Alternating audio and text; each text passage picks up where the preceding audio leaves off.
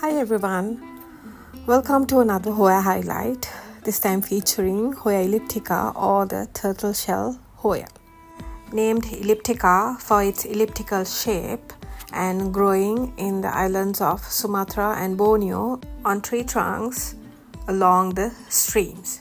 This is of course considered as one of the most difficult Hoyas to grow, but I beg to differ because it all relies on the cutting or the plant that you purchase, and before the purchase, from the looks of it, you can decide how good of a cutting or a good plant this is. I'll tell you how to find the best purchase. When you look through photos or videos of a cutting or a plant to be purchased, you have to first look into the stem. From the maturity of the stem, or how many leaves there is, or what sort of a luster you find in the leaves, you can see whether this plant will grow better or whether this will remain stagnant. In my case, my first experience with Hoya elliptica was very bad. It was a very bad rooted cutting where it kept getting into root rots and humidity issues. I gave up and I threw that away. After some time, I came across my Hoya elliptica and I am forever grateful that I found this. This had an all-round growth and the leaves were very pristine. I could see this has grown without many problems. Currently, as you can see, this has grabbed onto my Vanda tessellata and it has done it on its own.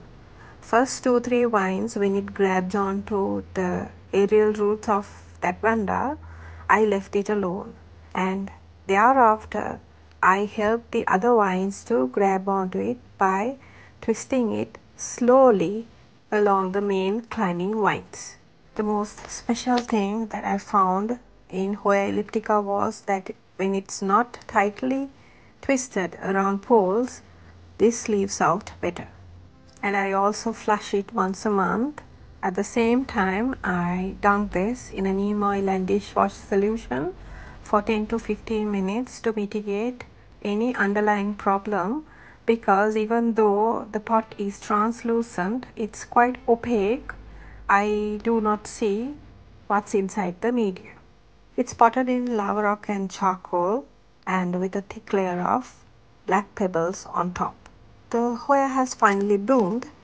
As far as the colors are concerned, what we in Southeast Asia see is a dark maroon or a red umber.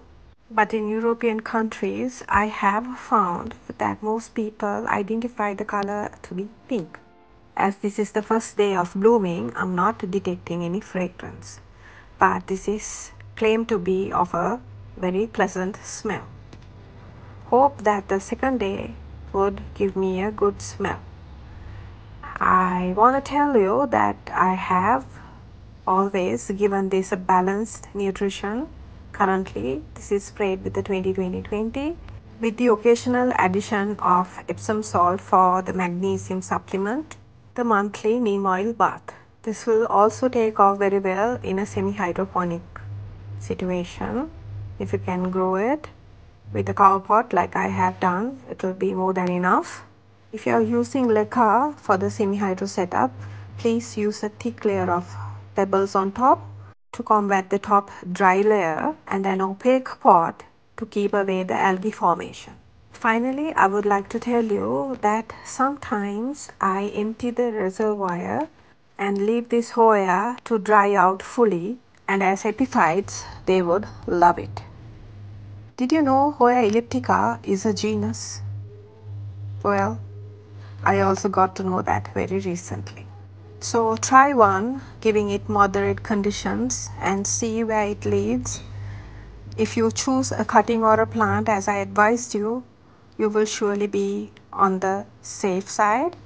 And as this is a very common Hoya to find, rather than a cutting, I'm sure you will be able to find a good specimen like mine even.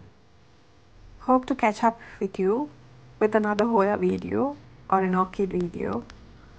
Thank you very much for watching, guys. Bye bye.